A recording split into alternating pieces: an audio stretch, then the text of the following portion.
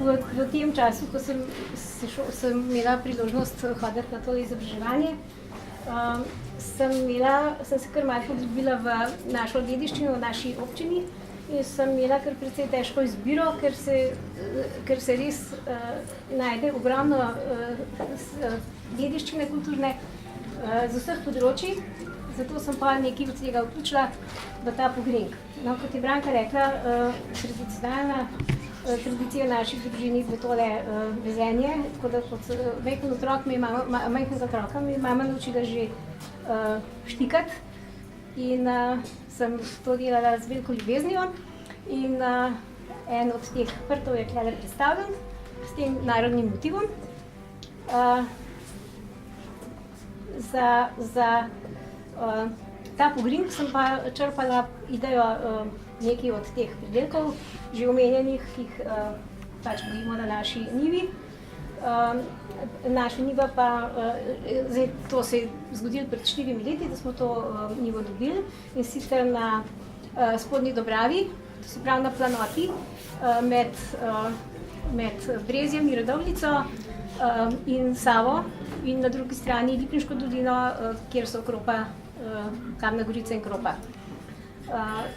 Ta planota ima en zelo lep razgled, tako da ko ste tam, si lahko ogledate Triglav, na eno stran imate Karavanke, na drugo stran imate Jelovico, tako da ste obdarjeni s enim takim resnično lepim okoljem, tako da tudi rastline mislim, da uživajo, ko tam rastejo. Sem imela pa srečo, da ta njiva ni bila nikoli, mislim, prej bil tukaj travnik, in se nikoli ni uporabljala kakršnih koli umetnih gnojil, ni bila tretirana s kakšnimi kemičnimi sredstvi, pa tudi sosedje, ki so okoli mene, imajo travnike, tako da ni nič nobenih vplivov, nobene kemije. Nekaj od tega sem pač dala zdaj na tole. Ajda kot tradicionalna slovenska hrana, tudi gorenjska, s katero se veliko izdelkov lahko dobi. Ajdove krape, ki so značilni za naše področje, ki so v ta zajtrk, mišljeno je to kot ena ideja za zajtrk. Ajdovi krapici so polnjeni z skutnim nadevom in malinami, priliti s prilivom malinovim, dodane z malinami, ajdova kaša, ki lahko zalijete s kislim mlekom, dodate tudi maline ali pa še kaj drugega. Potem sem pa vzela ajdov kruh, ki so na podstavkih panjskih končnic, ki so tudi značilni za Radovljici. Imamo čebelarski muzej in tradicijo čebelarstva zelo bogato na Gorenjskem in kranjsko sivko, ki si jo delimo z Dolenjsko. Dolenjci imate tudi kranjsko sivko, v bistvu naj bi izvirala iz Dolenjske oziroma izvira iz Dolenjske, tako da je predstavljeno modernizirana panjska končnica, na katero sem narisala cvet ajde, pa ajdov kruh, tako da nekako že veste, kaj boste dobili. Slikca vam že pove, malinova marmelada, pa vključila sem še zraven tale cvetlični med, s katerim se hranijo tudi naše čebele na naši njivi, kjer pridelujemo tudi na konoplji, na malinah, jih je zelo veliko, je treba zelo paziti, ko se jih obira, da kakšne ne primamo. Vse brenči v tistem času, tako da me veseli, da so čebelce najdle zdravo hrano.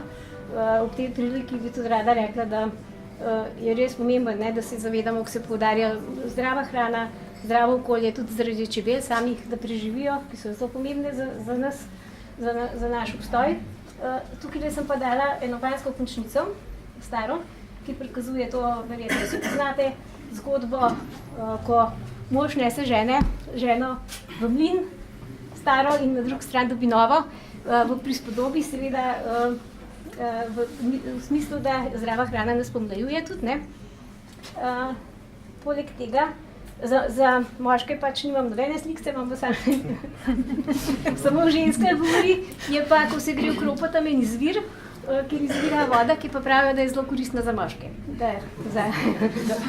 Žal jo nisem prinesla, ampak tudi ne bi bila toliko, da bi vsi gospodje lahko pili, ne bi imela dosti kapacitete.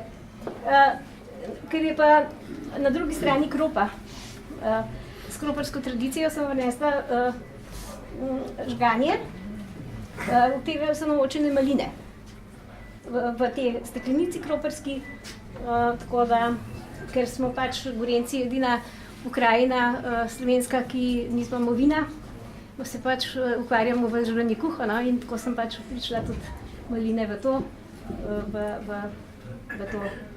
zgodbo. Tako da, vabljeni v Radovljico,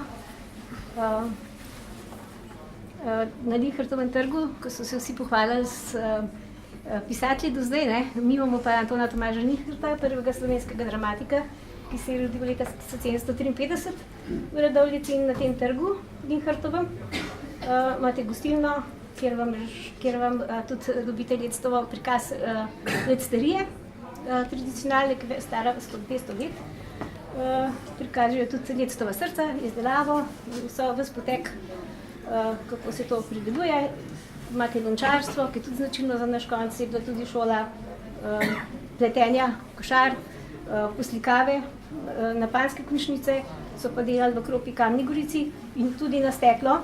Jaz sicer nisem slikala na steklo, ker je pač na tem hrana, kot mišljeno, da se lahko z tega uživa hrano.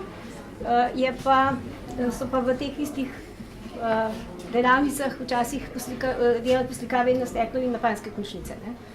Tako da, vidno vabljeni na najlepši konc, se pravi na Gorenjsk, oziroma v Radovljico.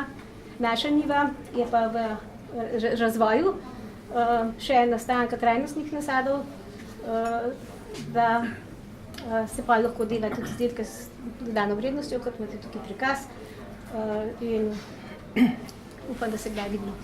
Hvala.